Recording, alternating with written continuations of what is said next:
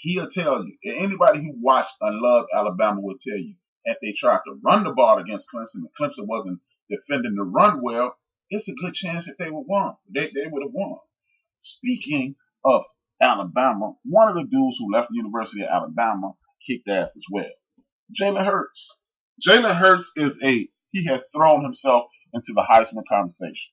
Jalen Hurts not only threw the ball 22 times for 332 yards and had 3 throwing touchdowns, he ran the ball 16 times for 176 yards and 3 touchdowns, 500 some odd yards from one person. And as you see and heard, this is where the balance comes from.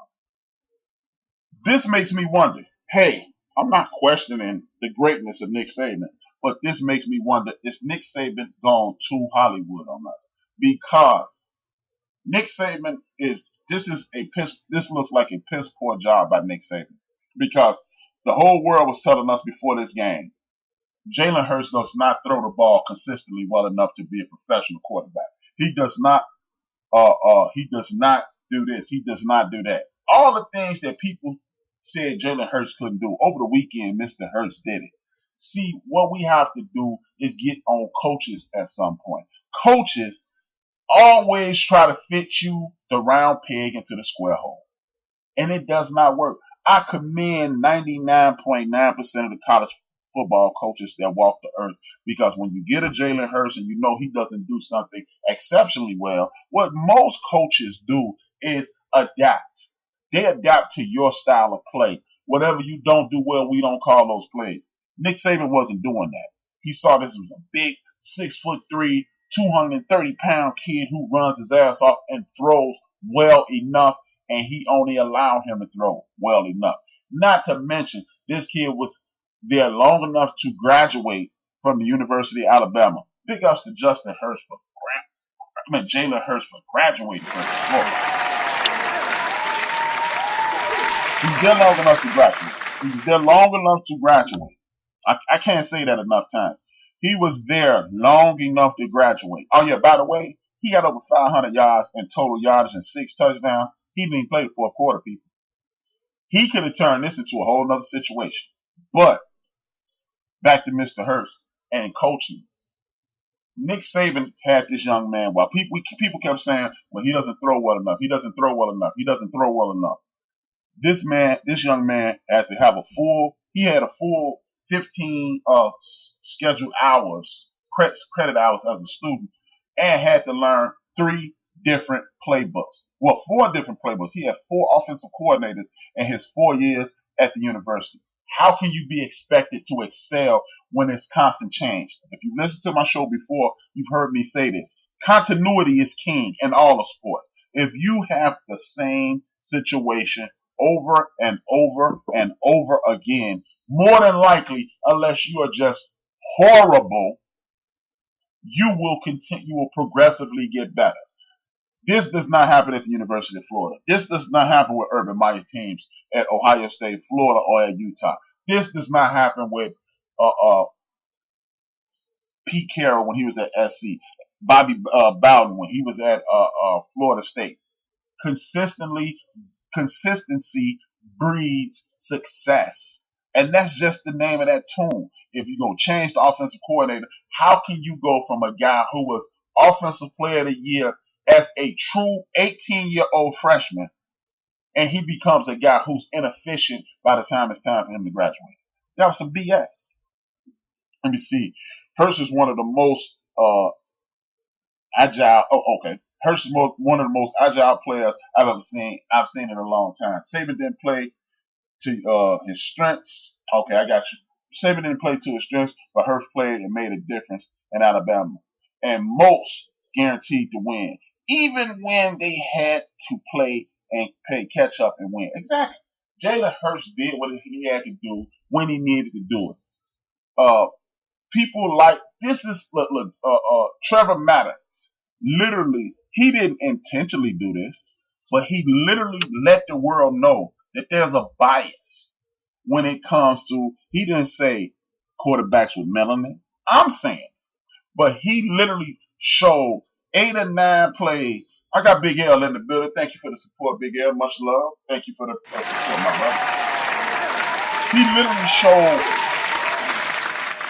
The knock on Jalen Hurts has always been he doesn't throw the ball well enough. He doesn't throw the ball well enough consistently. He doesn't throw the ball well enough consistency. Me personally, it's a dog whistle. It's a dog whistle because I've yet to see any quarterback with a lot of melanin or from my community or from the Hispanic community who they said he could throw a football. Never. It's always inconsistency. Doesn't throw the ball well. Inconsistent. How in the hell does every quarterback from my community have the exact same affliction? That's some bull. That's some bullshit. I'ma say it. I know my girl low key at work. She listening on the headphones, but okay, I'm gonna cut out on the profane. But that's some BS. No group of people have the we cannot have the same shortcoming, man. So, but back to Trevor Maddox. Trevor Maddox showed Jalen Hurts throw 5 to 7 balls. And he literally said this on ESPN. If this was Tua, we would say great throw. What would you, he even asked the other host, what would you say if you saw Tua Tagovailoa throw this ball? It would be a great throw. But you never hear about Hurts with great throws. I saw Hurts in a full stride run being chased down by a defensive lineman and throw the ball on a dime. Now, Lincoln Riley is an excellent coach, and one of the great things about Lincoln Riley's style of coaching, he calls plays to get people wide open. I don't give a damn how wide open you are. Tim Tebow wasn't hitting people wide open. Tim Tebow couldn't hit water out of a boat.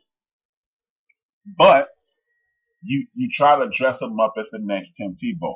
You heard Greenberg. I heard Mike Greenberg. I heard a lot of other people say, well, ain't nobody talking about Jalen Hurts as being a professional quarterback. I even heard Rob Parker say, well, he can't throw. I'm starting to believe a lot of the people from my community that are on these stations, they've been actually brainwashed. Because it seems that every once in a while, the sister Jamil Hill does it. Rob Parker does it on a consistent basis. In an attempt to look as if they're being fair, they judge people from our community a bit. They're a little more rigid than normal. I'm not calling them a name. I'm not saying that they're sellouts, but I think in their attempt to seem fair, they are a bit judgmental. They're over judgmental. They're over analytical, and they take it just a bit too far at times. I've heard both of them be champions for people in our community, so I'm not saying anything disparaging against them. What I am identifying is what I believe is a problem. You know, you got goofballs like Jason Fatlock and Smith on ESPN.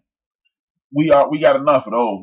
I'm not even gonna get into what they do, but I do believe when you have a fair-minded person like Miss Hill and Rob Parker, I think they are a bit extra. They want to thread the needle just a bit too much. Let me see what my girl Denise Milk and Cookies just said to me. Scroll down. Thank you for the participation. They always say that about melanin quarterbacks because they don't want to see them excel in the NFL. I totally agree. Hurts is accurate on the throw, whether he's standing still or on the move. Shout out to Denise Milk and Cookies. You talk about them Alabama Crimson Tide. You wake up. The real must be good. She's feeling good. Yeah, man, and it's a situation to whereas, look, we'll see by the end of the year because, let's be honest, my man Kyler Murray, he only had one season. Baker Mayfield, Faker will fail.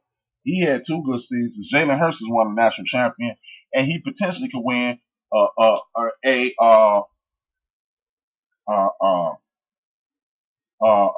he could potentially be the 3rd consecutive Heisman Trophy winner there at the University of University of Oklahoma. I got my man Kirby Big Juice Alexander in there. Round of applause for him. He put his own claps in, so I'm gonna go ahead and give him one. Sit your ass down. Sit your ass down. No more claps. No claps for you, buddy. So keep an eye on my main man Jalen Hurts. And you should say roll tide. That's what time it is. Don't say roll tide because all of a sudden, Denise, Kirby is gonna be a Alabama fan. Watch. As soon as you say that, Denise, watch, he gonna say, yeah, roll tide. Yeah, yeah. King of the bandwagon jumpers. Chief tried to call him out yesterday. He ain't answer his phone talking about, I'm driving. You can't drive and talk, y'all. I'm just saying. With that being said, man, another kid from our community, young brother that was kicking ass at the University or at the Ohio State University, Justin Fields, let people know why Jake Fromm should have never beat him out. Justin Fields had a 50-yard touchdown. He had 3 touchdowns in the first half. It was over before it started. This kid Fields, I had never seen him play. I'm not going to front. I'm not going to act like he was the big timer. I had read publications. He was the number 1 quarterback in the nation. He beat the homie Sunshine out there with Clemson as the number 1 player. See, didn't I tell you, Denise? King of the bandwagon jumper. Scurvy just put shout out to the Raider fans that I hate. And go Patriots and roll tide. The front runner king, Kirby. Front runner Kirby. That's his new name. I'm not even going to address him as Kirby. His name is front runner. But this kid, Justin Fields, impressed me. I mean, he's a big time player, man. He looked like he's about 6'2", 6'3". He got a cannon for an arm. But even though Justin Fields was the man at Ohio State, what nobody is talking about at Ohio State University is their defense. I don't like the fact that they play a whole lot of zone, but they got some monsters at linebacker and offense and defensive line. Nobody is talking about this, man. Jim Harbaugh, your ass better watch out, man.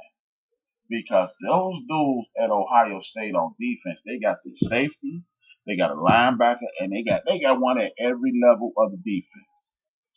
They play a little too much zone for me. But Ohio State, do not be surprised if Ohio State is in the conversation for national championship this year.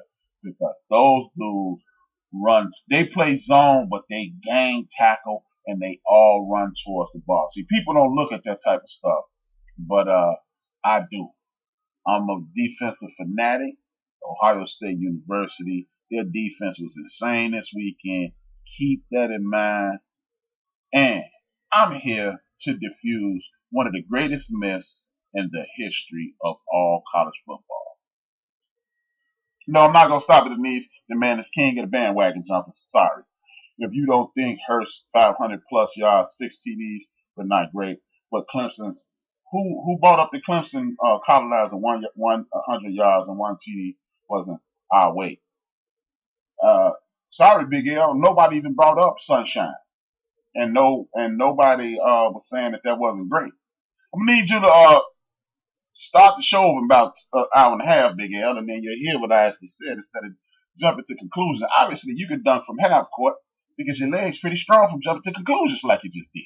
Don't do that. Hey, you know what, Big L, man? I ain't gave you one in a long time, but I'm gonna need you to start using your ears and get you a nice recliner at your crib, open up a beer, and sit your ass down. Sit your ass down. Okay, Big L? Okay, I know it's kind of hot down there in Arkansas. Your brain getting fried. You get to talking about these colonizers. We ain't even talking about the Black Panther movie. Yeah, Kirby comes in and he start hating too. And you know what, Kirby? Seeing how I gave one to Big L, why don't you grab a seat right next to Big L and because we all know. I hate you. I don't even know you, and I hate your guts. I hope all the bad things in life happen to you and nobody else but you. Look, people, I'm tired of this myth being spread throughout all the sport that the SEC is the greatest conference in football. I'm sorry. They got hella talent. The best players in the United States traditionally come from the southeastern part of the country. Big ups to those players. But miss me with that bullshit when they talking about the SEC, the best conference in all of football. I'm sorry, y'all. It does not work that way. Okay, I get that it's 2 teams contending for the national championship. Blah, blah, blah, blah, blah, blah. I get it. It sounds real good. But I'm gonna name a couple of these teams, and most people don't even know who these people are. I know if a man cool sells in, he'd be ready to blow a gas